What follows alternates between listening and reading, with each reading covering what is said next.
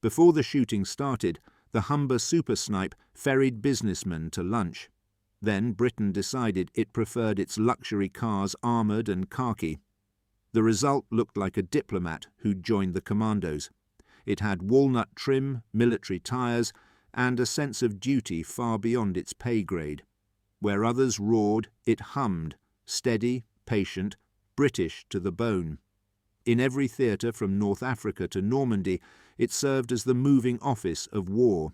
Some vehicles carried troops. This one carried the thinking. And like the best officers, it led by understatement.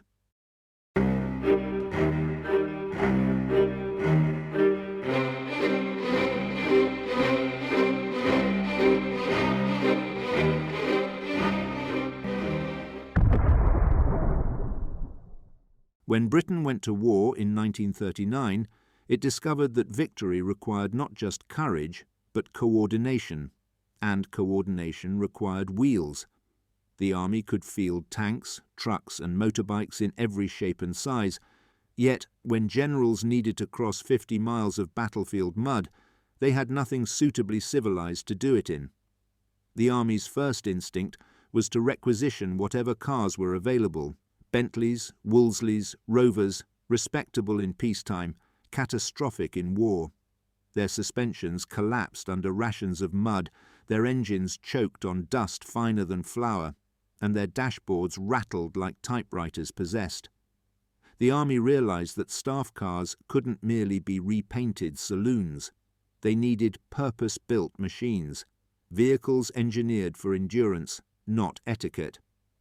The answer began in Coventry, where the Roots Group built Humber's flagship saloon, the Super Snipe.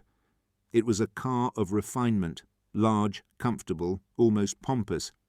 But beneath its polished manners lay a straight-six engine and a rigid steel chassis that seemed quietly eager for harder work. The War Office saw potential. Humber's engineers were told to design a vehicle that could act as a commander's mobile office, one capable of withstanding extremes from Libyan sand to French sleet. That meant clearance for ruts, sealed electrics against dust, a fuel system that tolerated indifferent petrol, and enough suspension travel to spare its passengers vertebrae. The challenge wasn't to make it stronger, it was to make it uncomplaining. Technically, this required rethinking what a staff car was. The term had long implied ceremony, a gleaming limousine for generals to exit from slowly. But the new war demanded mobility, not theatre. A staff car now had to operate on cratered roads, double as a command desk, and start every time a decision needed to move. Humber's design team began reinforcing critical load points on the chassis, using a heavier gauge steel at mounting brackets and cross members. They raised the ride height by 2 inches, widened the tyres, and sealed the gearbox breather to prevent dust ingress, a detail American cars often ignored. The body panels were simplified. No chrome, no frills, no nonsense. Weight savings came not from aluminium, which was rationed for aircraft, but from the ruthless removal of luxury fittings. Its 4-litre engine produced around 100 horsepower at 3,400 revolutions per minute, modest by modern standards, but tuned for torque, not top speed. A new carburettor jet profile allowed it to run on the low-octane pool petrol available at the front, and its cooling system used a wide fin radiator and belt-driven fan capable of constant operation in desert heat.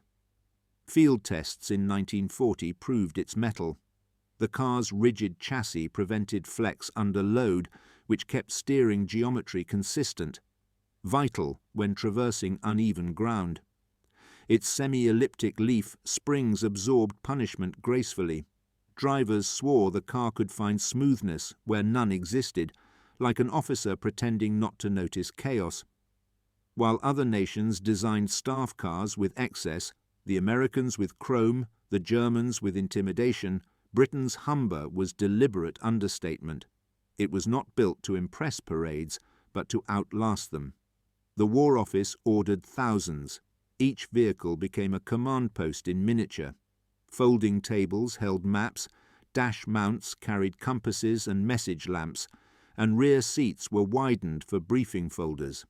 Some variants carried wireless sets, their aerials standing upright like mechanical sentries. The need was finally met not by brute force, but by restraint. Britain had found a car that could keep its generals mobile, its paperwork dry, and its temper steady. If tanks were Britain's muscles, the Super Snipe was its nervous system, quietly connecting decisions to action. By 1942, with production running at full speed in Coventry, the Humber Super Snipe had become indispensable. It didn't fight, it didn't fly, but it ensured that those who did could find each other in the storm. And in war, that's how civilized engineering wins, not with spectacle, but with reliability disguised as grace. Designing a war car that looked too refined was a dangerous game. The enemy had panzer divisions, Britain had taste. Yet Humber's engineers believed that civility itself could be tactical. A composed commander made composed decisions, and a car that didn't shake its occupants into fatigue was worth more than a dozen loud machines.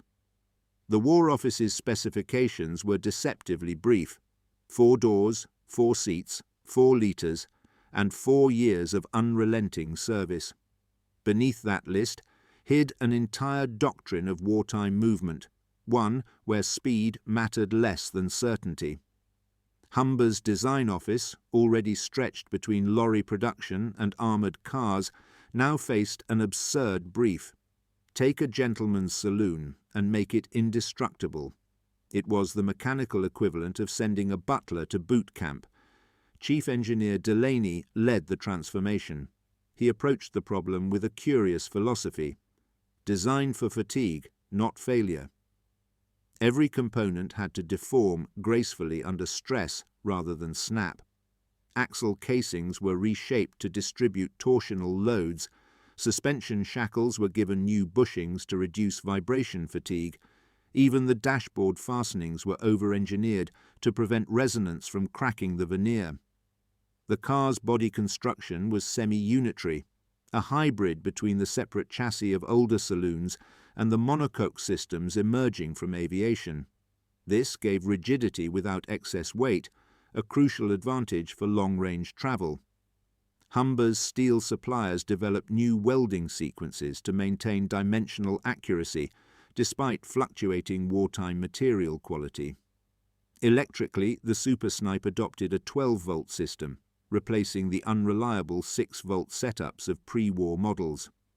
Its Lucas dynamo and voltage regulator could power radio equipment and additional lighting, essential for night operations where blackout conditions demanded precision illumination. Fuel reliability was another obsession. The carburetor jets were drilled larger to handle low-grade petrol, while the air filter housing incorporated a double-layer gauze screen for desert dust. The entire fuel line was made accessible via removable floor plates, enabling quick repair without disassembling the cabin. The engineer's goal was not glamour, it was predictability. And predictability, in war, was revolutionary. It allowed logistics officers to plan movements without factoring in mechanical failures as an inevitability. Meanwhile, in the field, commanders began realizing what a consistent staff car meant. Decisions could now be executed across dozens of miles with near-clockwork timing. Orders moved faster than paperwork, and the Humber became a physical extension of command discipline. One officer joked that the car didn't just carry generals, it absorbed their rank through the upholstery. Montgomery's own interest in the vehicle elevated it to near myth. He valued reliability and visibility above ornament, and the Super Snipe delivered both. Its upright stance, long bonnet, and simple geometry projected authority without arrogance. Soldiers called it Old Faithful, and the name stuck. From an engineering perspective, the car represented an early example of systemic design, a machine tailored not just to mechanical need, but to human workflow. The interior layout favoured reach and sight lines. The seat cushions were engineered for upright posture during long hours of map reading. Humber even adjusted steering feedback to reduce driver fatigue, balancing caster angle and steering box ratio to provide stability at speed. In the philosophy of the Roots Group, every war car was still, at heart, a human space. That belief showed in small details: the quiet hum of the gearbox, the soft return of the clutch pedal, the doors that closed with the confidence of good manners. This was the vision behind the Super Snipe, not an armoured tank on wheels, but a mechanical ally that carried reason into chaos. It wasn't designed to win battles, but to make them make sense. And in that understated brilliance lay Britain's secret advantage: the art of turning comfort into strategy. Coventry in 1942 was an orchestra of noise, stamping presses, hissing steam, and the rhythm of hands that refused to stop. The Humber factory, half in ruins from the Blitz, kept building cars in the gaps between air raids. What could not be repaired was worked around, what could not be sourced was improvised. The factory's production line was a study in organised chaos.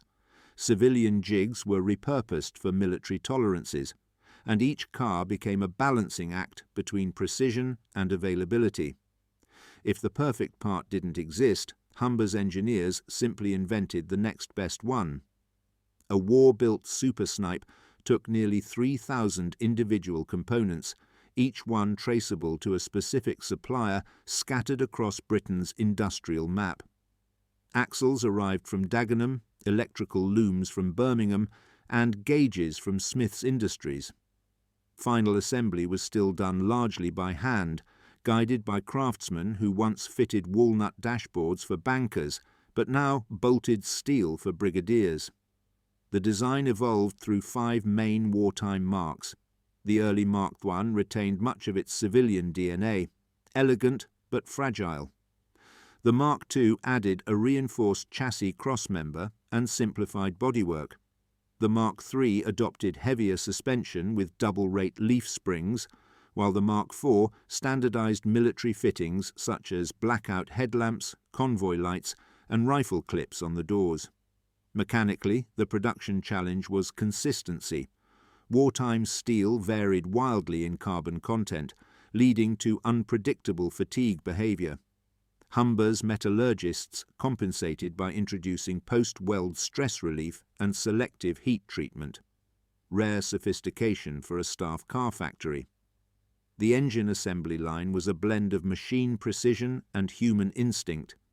Machinists bored cylinders to within 0.02 of an inch, while inspectors checked valve seats with strips of cigarette paper for sealing. One fitter claimed he could tell a good engine by its smell. A hint of oil and optimism. Testing each car required a short but punishing ritual. Freshly assembled snipes were driven over rough tracks behind the plant, across wooden sleepers and shallow water troughs, to verify clearance and seal integrity. Any car that rattled failed inspection. It wasn't sentimentality, it was logistics. A rattle today could become silence tomorrow. By 1943, Humber's output reached over 1,000 staff cars a month. The factory had become a hybrid organism, part machine, part morale. Posters urged workers to keep command mobile, a slogan that seemed both pragmatic and poetic. Even the factory floor became a symbol of resilience. Bomb craters were filled, production resumed, and Coventry's mechanical heartbeat continued. The Super Snipe's build philosophy exemplified Britain's wartime engineering culture. Pragmatic, unsentimental, and quietly brilliant. Every design improvement came from field feedback. Cracked springs led to new tempering, carburettor flooding inspired better venting, and the recurring problem of clutch wear resulted in a revised linkage with self-adjusting geometry. By late 1943, the Mark IV was considered the definitive wartime version, heavier, simpler, and astonishingly tough.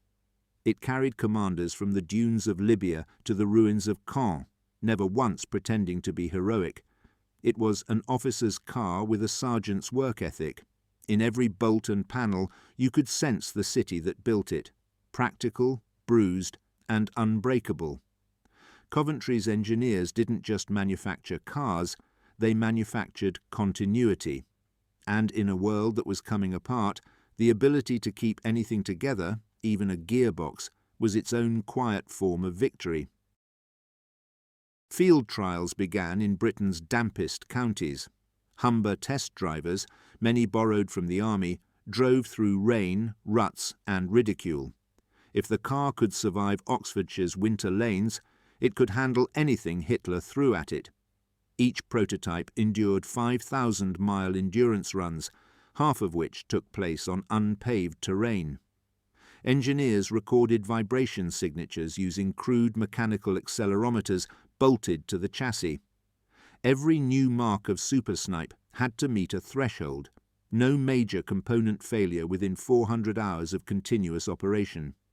In British engineering terms, that was the equivalent of promising the kettle would never boil over.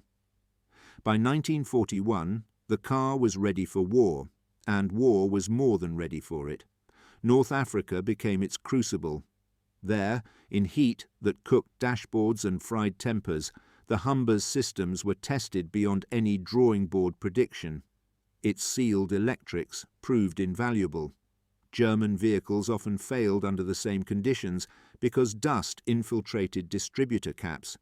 The Super Snipe's waterproofing kept sparks where they belonged. Radiators ran near boiling for days, yet engines rarely seized.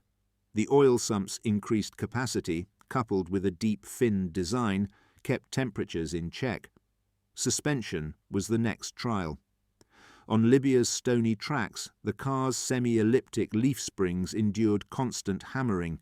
Field reports praised their resilience, steel of correct hardness, shackles that flexed without cracking, and shock absorbers that didn't surrender halfway through a campaign. Soldiers joked that the car rode smoother than the mess tent.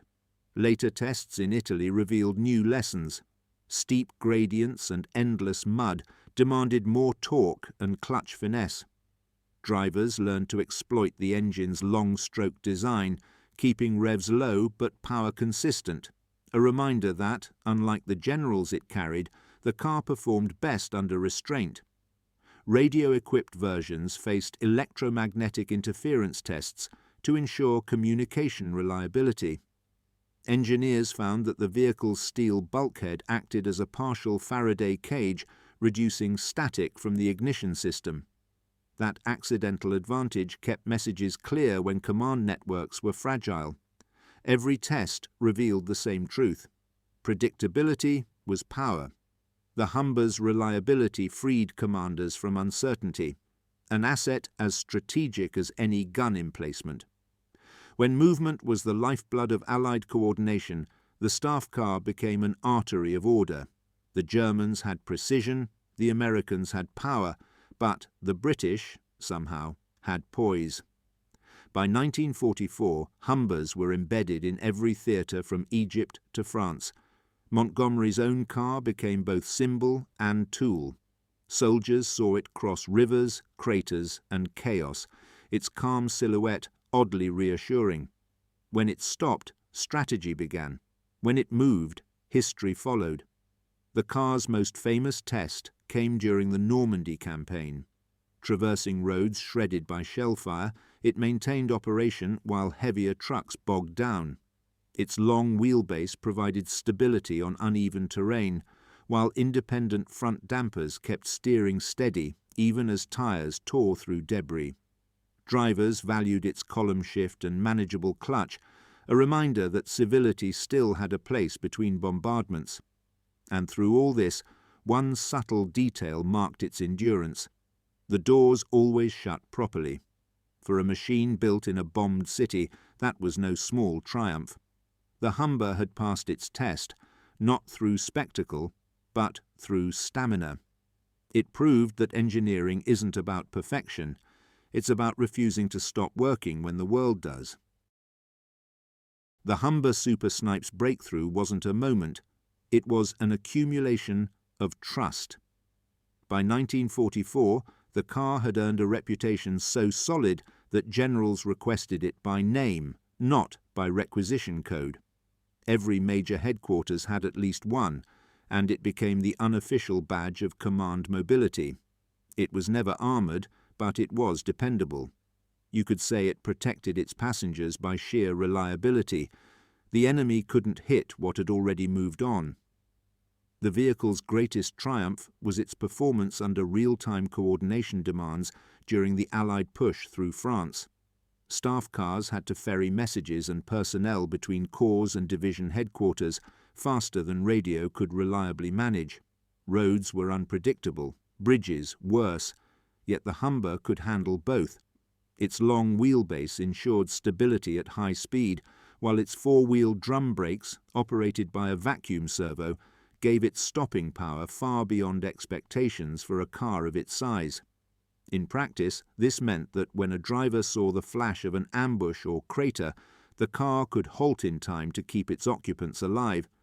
It was an advantage invisible on paper, but invaluable in survival.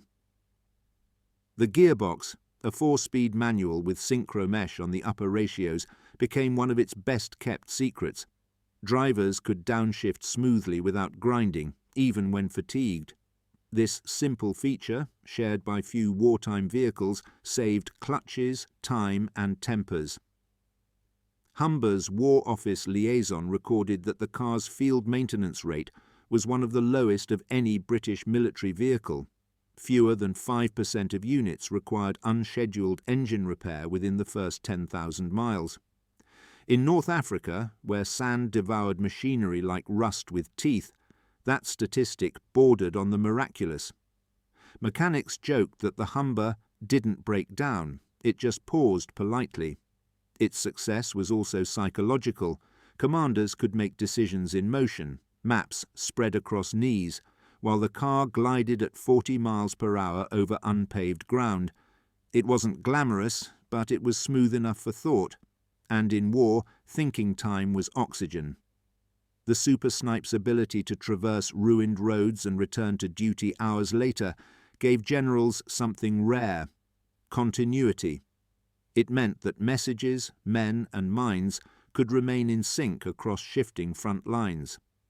In an age when war was becoming increasingly mechanized, this analog reliability became an anchor of sanity. Field Marshal Montgomery's Old Faithful, his personal Humber, became an emblem of the British command style: firm, adaptable, quietly confident. It led him across Europe from El Alamein to the surrender of German forces. Soldiers who saw it approach often stood a little straighter, not out of ceremony, but because they knew orders, and perhaps progress, had arrived. The War Office's only failure in the project was logistical. They couldn't build enough. Demand outstripped production capacity through 1944, and other marks, including Crossley and Hillman, were drafted to fill gaps. But none matched Humber's equilibrium of comfort and endurance. In the grand balance sheet of the war, the Humber Super Snipe achieved what few vehicles did: total operational trust. It didn't win battles, but it allowed them to be won. Its breakthrough, then, was philosophical as much as mechanical. It proved that refinement was not weakness, and that quiet engineering could outlast loud warfare. And as one engineer later recalled, with the understatement of a man who had seen too much, it was the only machine that made war feel briefly civilized. The Humber Super Snipe was built for war, but its true consequence was peace. When the guns fell silent, thousands of these staff cars stood idle, engines warm, tires dusty, and paint still marked with theatre codes. Britain faced a choice: melt them down or drive them home. The nation, exhausted and nearly bankrupt, chose both. Many Super Snipes were repainted, reupholstered, and returned to civilian life.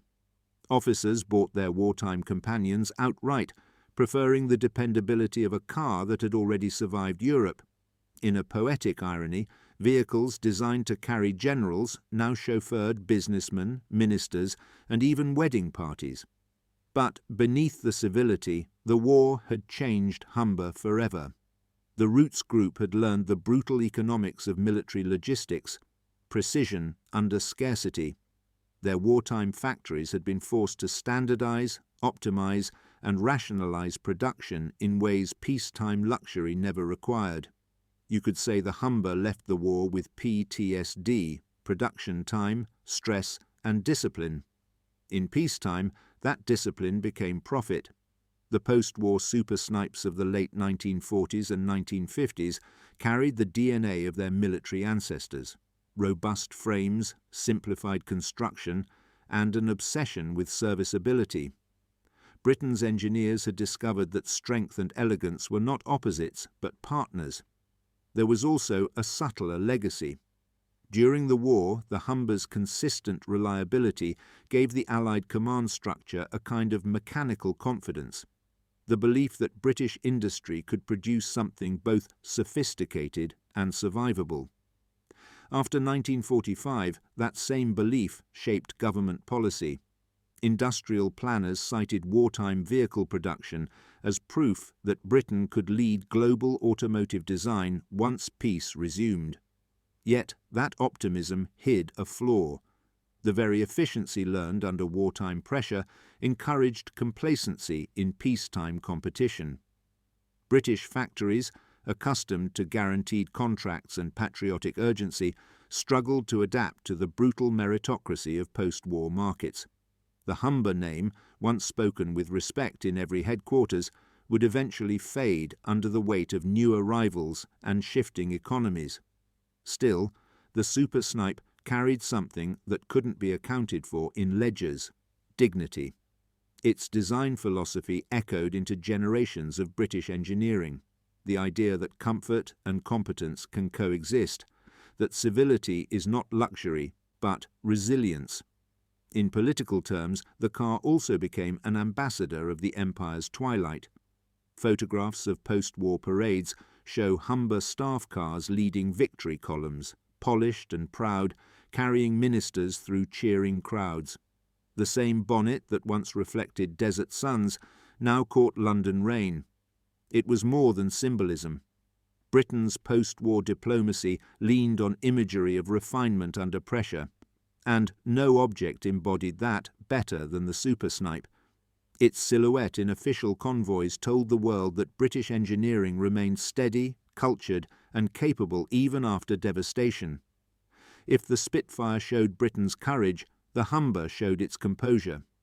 There was, however, one quiet casualty. The war's demand for efficiency had ended the golden age of handcrafted motoring. Gone were the days of coach builders and craftsmen tailoring each vehicle like a bespoke suit. The Super Snipe had proved that scale and precision could replace artistry, and that victory had its price. In that sense, the car marked not just the end of a war, but the end of an era. It had shown that luxury could serve duty, and that once it had, it could never quite go back. After the war, the Humber Super Snipe aged with remarkable grace. Where other military vehicles were scrapped, it was displayed. Where others were forgotten, it was polished. Its name, Old Faithful, outlived most of the men who drove it. Coventry, once scarred by bombs, rebuilt itself around the legend it had forged. The Humber plant resumed civilian car production in the late 1940s, its workers returning from the front lines to the same factory floors. The Super Snipe became the company's flagship once again, but now it carried the quiet prestige of a war veteran. The post-war Mark VI, introduced in 1948, borrowed heavily from the wartime design, but added refinements: better sound insulation, improved steering geometry, and a more spacious cabin. Yet beneath the veneer of peacetime comfort, it remained a soldier's car, strong, stoic, and overbuilt for its purpose. It was, in effect, a gentleman in demobilized uniform, still capable of marching if required. Collectors today often describe the Super Snipe as a car that feels like it's thinking, Its engineering precision gives it an almost anticipatory quality, steering that centres itself, an engine that settles into rhythm before you ask it to. These were byproducts of wartime demands, reliability measured in seconds, comfort in endurance. The car's afterlife took two main forms. Some became museum pieces, like Montgomery's own staff car, preserved in immaculate condition at the Imperial War Museum and the Coventry Transport Museum. Others were restored by enthusiasts who understood that history's most powerful symbols are often its quietest. Museums display them not as weapons, but as instruments of intellect, reminders that victory requires logistics, not just bravery. A general's pen, a mechanic's wrench, and a car like the Humber, all equal in the grand arithmetic of war. The legacy also survives in design philosophy. The concept of tactical comfort, engineering vehicles for endurance and human usability, influenced post-war military and civilian design alike. Land Rovers, command trucks, even post-war saloons inherited elements of the Humber's ethos: durability without brutality, precision without pretension. It proved that British engineering could make resilience look like refinement, and refinement feel like reliability.